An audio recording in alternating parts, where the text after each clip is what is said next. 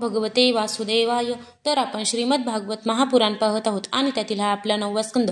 9व्या स्कंदातील अध्याय 18. 18व्या अध्यायामध्ये ययाती चरित्र पाहणार आहोत. श्री सुकाचार्य म्हणतात, जशी शरीर धारण करणाऱ्यांची 6 इंद्रिय असतात, तसे नहुषांचे यती, ययाती, सय्याती, आयती, वियती आणि कृती असे 6 पुत्र होते. ज्येष्ठ पुत्र यतीला नहुष राज्य देऊ इच्छित होता, परंतु त्याने त्याचा स्वीकार केला नाही, कारण राज्य चालविण्याचा परिणाम तो जाणत होता. जो राज्यकारभारात प्रवेश करतो तो आत्मस्वरूपाला विसरतो. जेव्हा इंद्रपतीशी सहवास करण्याचा प्रयत्न केल्यामुळे नहुषाला ब्राह्मणांनी इंद्रपदापासून पदच्युत केले आणि त्याला अजगर बनविले, तेव्हा राजसिंहासनावर ययाती बसवला. ययातीने आपल्या 4 धाकट्या भावांना 4 दिशांना नियुक्त केले आणि स्वतः शुक्राचार्यांची कन्या देवयानी आणि दैत्यराज पृषपर्व्याची कन्या शर्मिष्ठा यांच्याशी विवाह करून तो पृथ्वीचे रक्षण करू लागला. परीक्षिताने विचारले, भगवान शुक्राचार्य ब्राह्मण होते आणि ययाती क्षत्रिय, तर मग ब्राह्मण कन्या आणि क्षत्रिय वर असा प्रतिलोप उलटा विवाह कसा झाला? श्री सुक म्हणाले, दानवराज वृषपर्व्याची शर्मिष्ठा नावाची कन्या एके दिवशी आपल्या गुरूंची कन्या देवयानी आणि हजारो मैत्रिणींसह आपल्या राजधानीतील श्रेष्ठ बगीच्यामध्ये विहार करीत होती. त्या उद्यानात फुलांनी लहडलेले अनेक वृक्ष होते. त्यामध्ये एक मोठे सरोवर होते. सरोवरात कमळे उमललेली होती आणि त्यावर भ्रमर गुंजारव करीत होते. सरोवरात जवळ गेल्यानंतर त्या सुंदर कन्यांनी आपापली वस्त्रे घाटावर ठेवली आणि सरोवरात प्रवेश करून त्यास एक दुसरीकडे पाणी उडवून खेळू लागल्या. त्याच वेळी तेथे पार्वतीसह नंदीवर आरूढ झालेले भगवान शंकर येऊन पोहोचले. त्यांना पाहून सर्व कन्या लज्जित झाल्या आणि ताबडतोब वर येऊन त्यांनी आपापली वस्त्रे परिधान केली. शर्मिष्ठेने घाईने नकळत देवयानीचे वस्त्र आपले समजून परिधान केले. यावर देवयानी चिडून म्हणाली, अगं पहा ना, या दासीचे हे भलतेच धाडस. कुत्र्याने यज्ञातील हविष्यान्न खावे त्याप्रमाणे हिने माझे वस्त्र परिधान केले आहे. ज्या ब्राह्मणांनी आपल्या तपोबलाने ही सृष्टी निर्माण केली, जे परमपुरुष परमात्म्यांचे मुख आहेत, जे आपल्या हृदयामध्ये नेहमी ज्योतिर्मय परमात्म्याला धारण करतात आणि ज्यांनी लोकांना कल्याणाचा मार्ग दाखविला, लोकपाल देवराज आणि लक्ष्मीदेवींचे आश्रय परमपावन विश्वात्मा भगवान सुद्धा त्यांच्या चरणांना वंदन करून त्यांची सेवा करतात, त्या ब्राह्मणांमध्ये श्रेष्ठ असे आम्ही भृगुवंशी, त्यात हिचा पिता वृषपर्वा आमचा शिष्य, असे असताना हे शूद्राने वेद पठन करावे त्याप्रमाणे हिने माझी वस्त्रे परिधान केली. जेव्हा देवयानी अशा प्रकारे अद्वा तत्वा बोलू लागली, तेव्हा शर्मिष्ठा क्रोधाने डिवचलेल्या नागिनीप्रमाणे निश्वास टाकीत दात ओठ खात तिला म्हणाली, ए भिकारणी, स्वतःला न ओळखता तू किती बडबड करतेस? कावळ्या कुत्र्याप्रमाणे तू आमच्या घरामध्ये आशाळभूतपणे पाहत नाहीस काय? शर्मिष्ठेने अशा प्रकारे अतिशय कडवट शब्दांनी गुरु कन्या देवयानीला फटकारल्याने रागाने तिच्या अंगावरील वस्त्रे हिसकावून घेऊन तिला विहिरीत ढकलून दिले. शर्मिष्ठा घरी येऊन गेल्यानंतर शिकार करीत योगायोगाने राजा ययाती तेथे येऊन पोहोचला. त्याला तहान लागल्यामुळे तो विहिरी जवळ आला असता विहिरीत पडलेल्या देवयानीला त्याने पाहिले. त्यावेळी तिच्या अंगावर वस्त्र नव्हते, म्हणून त्याने आपला शेला तिला दिला आणि दयाळू अंतकरणाने आपल्या हाताने तिचा हात पकडून तिला वर काढले. अत्यंत प्रेमळ शब्दात देवयानी वीर ययातीला म्हणाली, हे वीर शिरोमणे राजन, आज आपण माझा हात धरलात, आता आपण माझा हात धरला आहे म्हणून दुसऱ्या कोणीही तो धरू नये. हे वीरश्रेष्ठा, विहिरीत पडल्या कारणाने मला जे अचानकपणे आपले दर्शन झाले, तो ईश्वराने ठरविलेला संबंध होय असे समजले पाहिजे. यामध्ये मनुष्य प्रयत्न नाहीत. हे वीरश्रेष्ठा, मी यापूर्वी बृहस्पतींचा पुत्र कच याला शाप दिला होता, म्हणून त्याने सुद्धा मला शाप दिला होता की ब्राह्मण माझे पाणी ग्रहण करणार नाहीत. हा संबंध शास्त्रविरुद्ध असल्याने ययातीला मान्य नव्हता, परंतु प्रारब्धानेच आपल्याला ही भेट दिली असून आपले मन सुद्धा हिच्याकडे ओढ घेत आहे असे पाहून ययातीने तिचे म्हणणे मान्य केले. वीर राजा ययाती जेव्हा निघून गेला तेव्हा देवयानी रडत पित्याकडे गेली आणि शर्मिष्ठा जे काही म्हणाली ते आणि जे तिने केले ते सर्व तिने त्यांना सांगितले. ते ऐकून भगवान शुक्राचार्यांचे सुद्धा मन उद्विग्न झाले. ते पुरोहितांची निंदा करू लागले.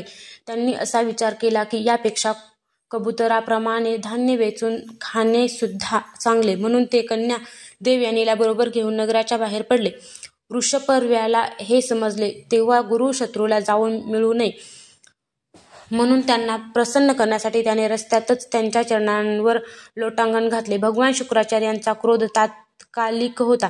ते वृषपर्व्याला म्हणाले, राजन, मी देवयानीला सोडू शकत नाही, म्हणून तिची जी इच्छा असेल ती तू पुरी कर. ठीक आहे, असे वृषपर्व्याने म्हटल्यावर देवयानीने आपले मनोगत सांगितले. ती म्हणाली, वडील मला जेथे देतील आणि मी जेथे जेथे जाईन तिथे शर्मिष्ठा आपल्या संख्यासह माझ्या सेवेसाठी येऊ दे.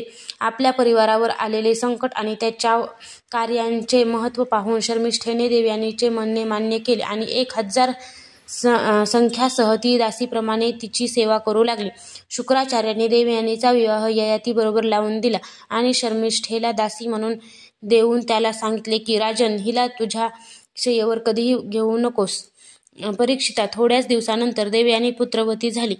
हे पाहून एक दिवस शर्मिष्ठेने सुद्धा आपल्या ऋतुकाळात देवयानीच्या पतीकडे एकांतात सहवासाची विनंती केली. शर्मिष्ठेने पुत्रासाठी केलेली प्रार्थना धर्माशी सुसंग आहे हे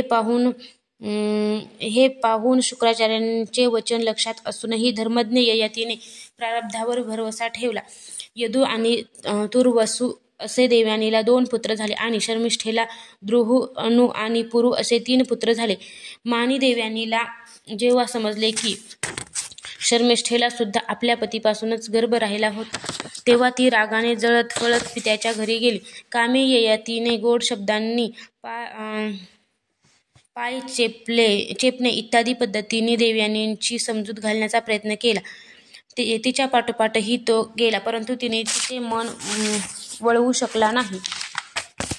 शुक्राचार्य सुद्धा क्रोधाने ययातीला म्हणाले, तू अत्यंत स्त्रीलंपट, मंदबुद्धी आणि खोटारडा आहेस, म्हणून मनुष्याला कुरूप करणारे वृद्धत्व तुला येवो.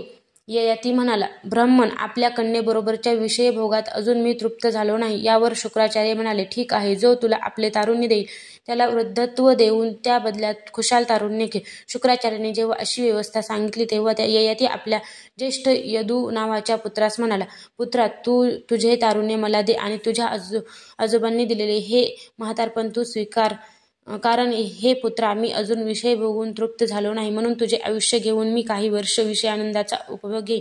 यदू म्हणाला, तात, आपले हे म्हातारपण अकाली घेऊन मी जिवंतही राहू इच्छित नाही, कारण कोणताही मनुष्य जोपर्यंत विषयी सुखाचा अनुभव घेत नाही तोपर्यंत त्याला त्यापासून वैराग्य प्राप्त होत नाही.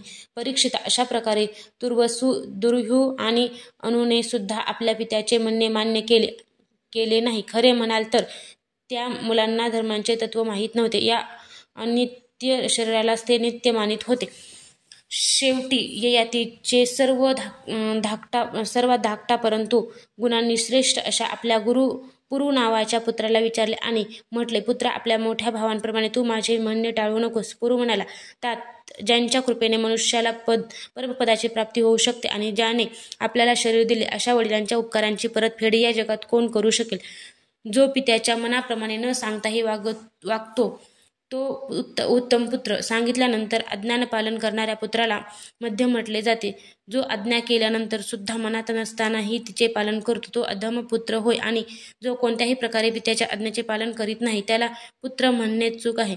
परीक्षिता, असे म्हणून पुरुने मोठ्या आनंदाने आपल्या वडिलांचे म्हातारपण स्वीकारले. राजा ययाती सुद्धा त्याचे तारुण्य घेऊन पूर्वीप्रमाणेच विषय सेवन करू लागला. तो 7ही द्वीपांचा एकछत्री सम्राट होता. प्रजेचे पुत्रवत पालन करीत होता आणि आपल्या समर्थ देव इंद्रियांनी विषयांचा यथेच्छ उपभोग घेत होता. देवयानी यांची प्रियतमा पत्नी होती. तीही आपल्या प्रियतमाला आपले मन, वाणी, शरीर आणि वस्तूंच्या द्वारा दिवसेंदिवस एकांतात अधिकाधिक सुख देऊ लागली. राजा ययातींचे सर्व वेदांचे प्रतिपाद्य सर्व देवस्वरूप यज्ञ पुरुष श्रीहरींचे पुष्कळ दक्षिणांनी युक्त यज्ञांनी पूजन केले. जशा आकाशात कधी ढगांच्या झुंडी दिसतात तर कधी दिसत नाहीत. त्याचप्रमाणे परमात्म्याच्या स्वरूपात हे जग स्वप्न, माया आणि मनोराज्याप्रमाणे केवळ कल्पनाच आहे. हे कधी अनेक नामे आणि रूपांनी प्रतीत होते तर कधी नाही. ते परमात्मा सर्वांच्या हृदयात विराजमान आहे. त्यांचे स्वरूप सूक्ष्माहूनही सूक्ष्म आहे. त्या सर्वशक्तिमान सर्वव्यापी भगवान श्री नारायणांना आपल्या हृदयात स्थापन करून यतीने निष्काम भावाने त्यांचे पूजन केले. अशा प्रकारे हजारो वर्षे त्याने आपल्या वृच्छृंखल इंद्रियांना मनाच्या अधीन करून त्याचे प्रिय विषय उपभोगले. परंतु एवढ्याने सुद्धा चक्रवर्ती सम्राट यतींचे भोगांच्या बाबतीत तृप्ती होऊ शकली नाही. अध्याय 18 समाप्त.